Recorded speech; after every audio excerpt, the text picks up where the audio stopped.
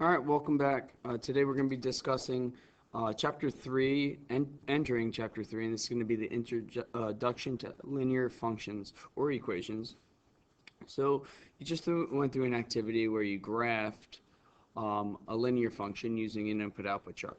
Now there's a couple of different ways that you can see a linear equation as an equation or function. And the first one we're going to be talking about is slope intercept form. Okay, so that's one form of a linear equation. So simply, if I have an equation that's in slope intercept form, I'm given the slope, and I'm given the y-intercept. Okay, good. So this all should be review material for you. But if I have an equation in slope-intercept form, it looks like y equals mx plus b. Now, what are those different components of y equals mx plus b? So this should be a review. So the y is simply my output, okay? So what you put in your function, okay, and then what you get out of your function is your output. Awesome. Now, your m is the number that's next to x. The m is your slope, okay? So if I'm talking about slope, I could be talking about my slope, my rate of change,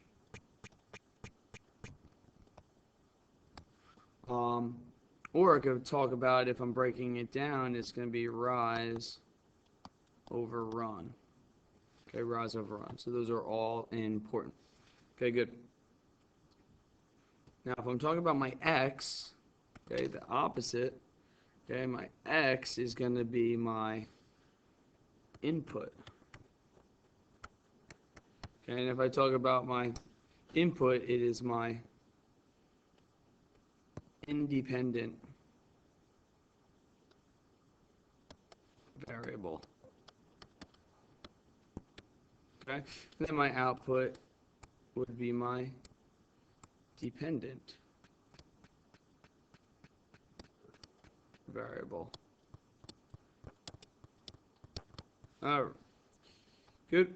And lastly, if I'm looking at my b, let me use purple. My b is what is being added or subtracted after the m and the x, and that is my y intercept. Okay, so my y-intercept.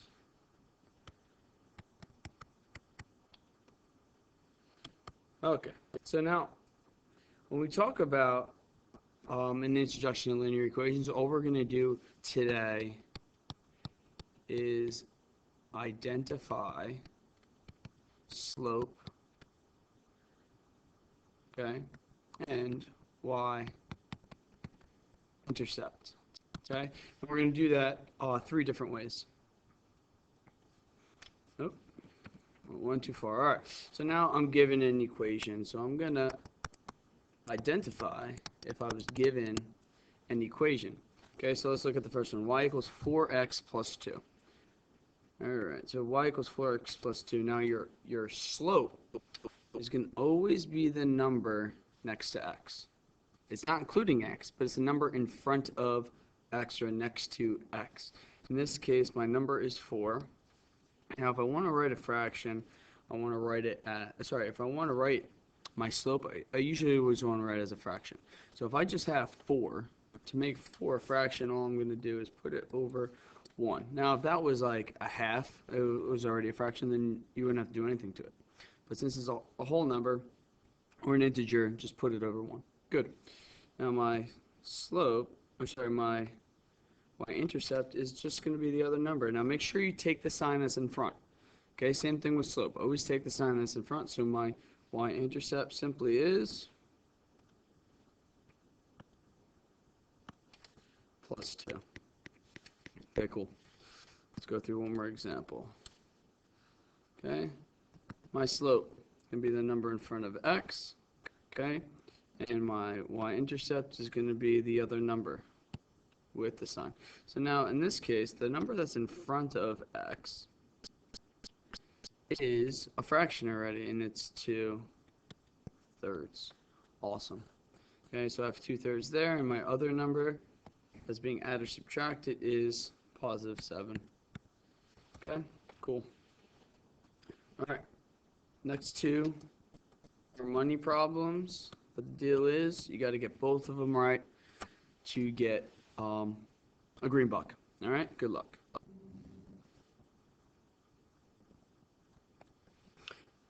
All right, so the next type of way I'll be identifying a slope or y-intercept from slope-intercept form or a linear equation is from a table. Okay, or table, input-output chart, whatever you want to say. Now here, I'm going to assume all of them are linear. In the next section or two, I'll kind of go through tables with linear versus nonlinear functions. Okay, good. So the first thing you want to do is, okay, let's look at my table. Okay. Now I think the easier one to do is my y-intercept from a table. So let's start with there. So if I was going to look back, let's look back at my graph. What is my y-intercept? My y-intercept is where my line crosses the y-axis, which is right at that point. Good. Now what do I know about that point? That point has an ordered pair of what? In this case, it's 0, positive 2. Okay? Now, it doesn't matter where that line might be on the y-intercept, but what can you assume? You could assume that if I were just to draw a bunch of lines, let me draw a bunch of lines here. If I were just to draw a bunch of lines, it wouldn't matter which line I'm talking about. Wherever those lines cross the y-axis, you could say that that x value of the y-intercept is always going to be 0, right? Because that point's right there, that point's right there, that point, that point, that point, and that point. All of those points are on the y-intercept on the y-axis, and that x value is 0. Okay, so we're going to use that 0 to look at our table. So all you really need to do is look at your table and say, well, when x is 0, what is y? Okay, so when x is 0, what is y? It is 3. So simply, my y-intercept is 3. Okay, cool. Now, I'm always going to tell you that you're always going to talk about, with slope, it's always going to be the change of y's over the change of x's. We use that by saying delta y over delta x. So that means what's happening to your y's over what's happening to your x's. So in this case, I'm assuming that it's linear, but to understand if it's linear, something is going to happen each time to your y value. So how do you get from 5 to 3? 5 minus 2 is 3, right? How do I get from 3 to 1? Well, 3 minus 2 is 1, and 1 minus 2 is negative 1. Right? So I know that something is happening every time, and it's going to be minus 2. Good. So that's going to go on top. All right? So that's going to go on top. So it's going to be negative 2. Now it's going to be over the change of x's. So what's happening? What do I have to do with to negative 1 to get 0? I have to add 1. Right? What do you have to do from 0 to get 1? I have to add 1. What do I have to do to 1 to get 2? I have to add 1. Okay? So really, what's happening to your x's is just adding 1. So you can just write 1. So what's my slope? My slope is negative 2 over 1. Okay, so I would just write negative 2 over 1. Awesome. Let's try example 6 as a money problem. Good luck. Remember, y-intercept, where x is 0, okay, your slope is what's happening to your y's over what's happening to your x's. Awesome. Pause the video and call me over to check. All right, lastly, we're going to discuss how to distinguish slope and y-intercept from a graph.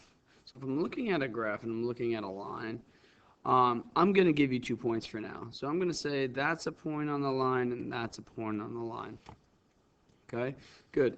Now, let's start with y-intercept again, because I think that's easier. Where's your line cross your y-axis?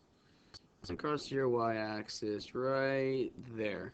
So what's that ordered pair? That ordered pair is 0, -1. And that y value is simply your y-intercept, which is -1. Okay, cool. Now, your slope is a little bit different.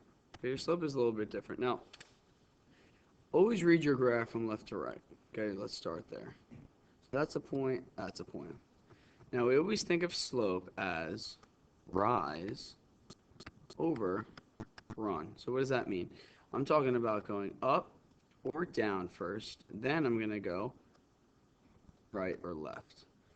Usually I always want to go up or down and always to the right. But in some cases you can go down to the left. But let's just talk about always going up or down first, then to the right. So what do I have to do? How do I have to get to my next point? I have to go down to get my next point or up? I have to go up. So how many are you going to go up? I'm going to go up. Just count units. 1, 2. So I go up 2, so that's +2. Okay, and I have to run how many to get to that point? Run 1. So I just have to go right 1, which is another +1. So simply my slope is just 2 over 1. Okay, cool. Awesome.